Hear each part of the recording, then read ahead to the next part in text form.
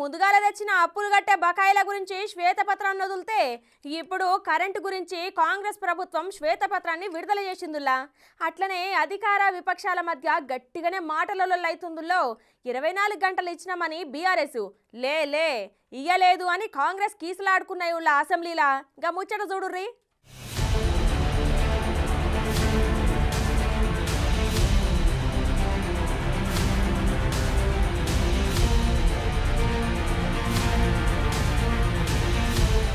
ఇక Congress government current మీద శ్వేతపత్రం ఇడిచింది. దాన్ని బట్టి సారు సభలో ప్రవేశపెట్టిండు. ఇక తెలంగాణ రాష్ట్ర మనుగడకు విద్యుత్ రంగం పరిస్థితి ప్రజలకు తెలియజేయనికనే ఈ శ్వేతపత్రం విడుదల చేస్తున్నాము. డిస్కంలు అప్పుల ఊబిల కూరుకుపోయినాయి. రాష్ట్ర ప్రభుత్వ శాఖలు బకాయిలు చెల్లించకుండా ఆర్థిక క్రమశిక్షణ పాటించలేదు అని, రాష్ట్ర విద్యుత్ రంగ ఆర్థిక పరిస్థితి చాలా ప్రమాదకరంగా ఉందని, డిస్కంలు 81,516 కోట్ల రూపాయలు నష్టాల్లో ఉన్నాయి. విద్యుత్ ఉత్పత్తి సరఫరా సంస్థలకు 28,673 కోట్ల బకాయిలు చెల్లించాల్సి ఉంది. ప్రభుత్వంలోని వివిధ శాఖలు 28,842 కోట్ల బకాయిలను డిస్కంలకు చెల్లించాల్సి ఉంది. 14,193 కోట్లు సాగునీటి శాఖ బకాయి ఉంది. విద్యుత్ కొనుగోళ్ల ఇబ్బందులకు ఈ బకాయిలే ప్రధాన కారణం అని చెప్పిన సారు, వాటిని అధిగమించి నాణ్యమైన విద్యుత్ ను అందించనికే ప్రభుత్వం కట్టుబడి ఉంది అని చెప్పుకొచ్చిండు.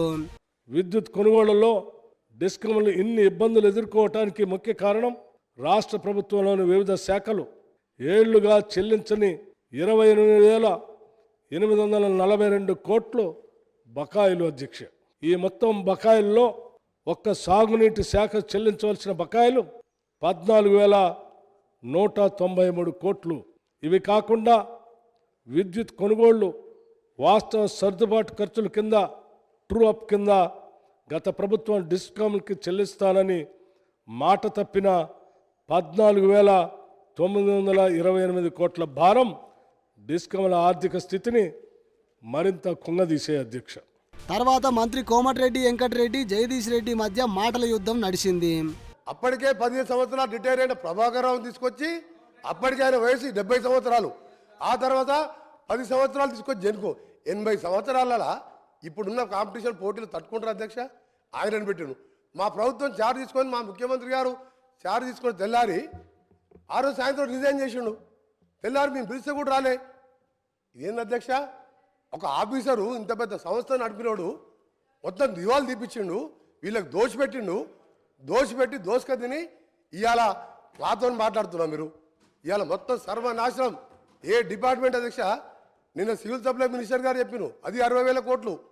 ఇది ఇలా చూస్తే ఓడి తినదు అధ్యక్ష. ఇది లాస్ కాదు, మ్యాన్ మేడ్ మిస్టేక్స్ అధ్యక్ష, మ్యాన్ మేడ్ మిస్టేక్స్.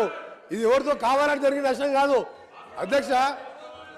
చెప్తా ఎటర్ పోతాం, అన్ని పోతాం. మీరు తింటేదంతా కక్కిపిస్తాం. మీరు అనుకుంటారు ఇవాళ మీరు వదిలిపెడతాం అనుకుంటారు అధ్యక్ష. ఇట్లా అనగానే దీనికి స్పందించిన మాజీ మంత్రి జగదీష్ రెడ్డి సారు ఈ ఆరోపణల మీద ఏ విచారణకైనా సిద్ధమని సవాలేసిండు. కథం ఎమ్మడే దీన్ని పట్టుకున్న ముఖ్యమంత్రి రేవంత్ రెడ్డి సారు సవాల్ తీసుకుంటున్నా అని చెప్పి గిట్లా అనుకొచ్చిండు.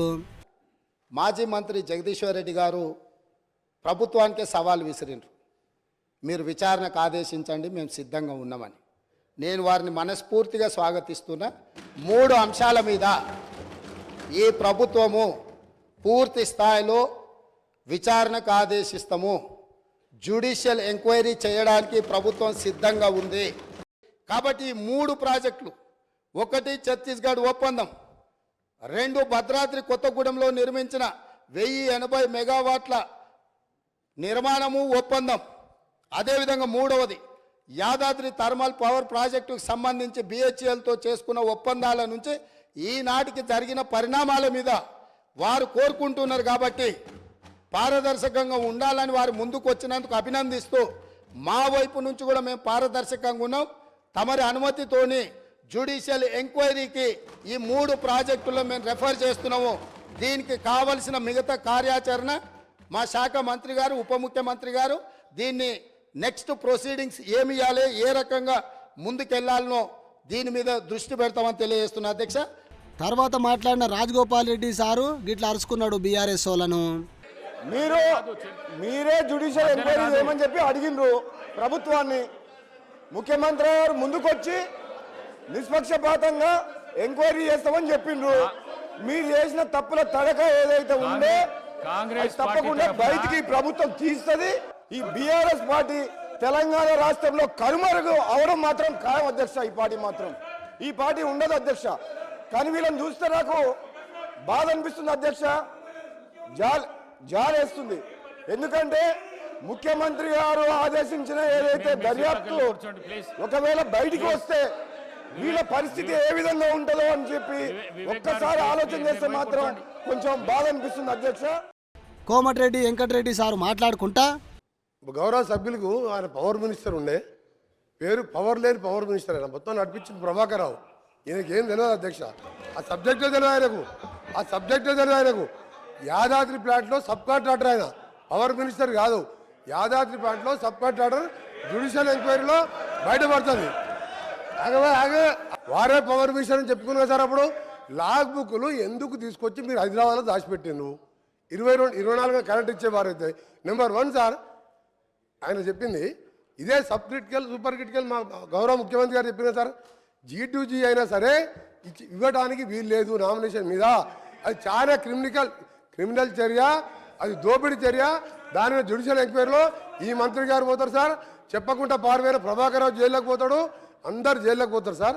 అది పెద్ద కుంభకోణం. అది 40,000 కోట్లు కాదు సార్, ఇంకా 10,000 50,000 కోట్లైనా సరే ఆ పవర్ ప్లాంట్ కాదు, వీళ్ళ దోపిడీ కోసం తినడానికి పెట్టుకున్న ప్రాజెక్ట్ సార్. పీక్ అవర్స్లో ఒకసారి 19 అవర్స్ సింగిల్ ఫేజ్ వచ్చినట్టు చెప్పింది సార్. రైతులకు 19 అవర్స్ ఎక్కడ పెట్టలేదు. ఇవాళ ఏపీ ట్రాన్స్కో జెన్కో నష్టాలు ఉందంటే దానికి కారణం ఈ పనికిరాళ్ళ చేత కానీ అప్పుడున్న ప్రభుత్వం చేసిన చేతలతో నాశనమైంది సార్. దాన్ని ముఖ్యమంత్రి గారు ఇచ్చినందుకు వారికి ధన్యవాదాలు. తర్వాత ఎంఐఎం కాంగ్రెస్ పార్టీల మధ్య కూడా గట్టిగానే అయ్యింది మాటల లొల్లి. ఇక రేపు ఇంకా కొన్ని శ్వేతపత్రాలు ఇడుస్తుందట బీఆర్ఎస్ పాలన మీద కాంగ్రెస్. మరి చూడాలే ఇంకెంత రచ్చ అవుతుందో అసెంబ్లీ.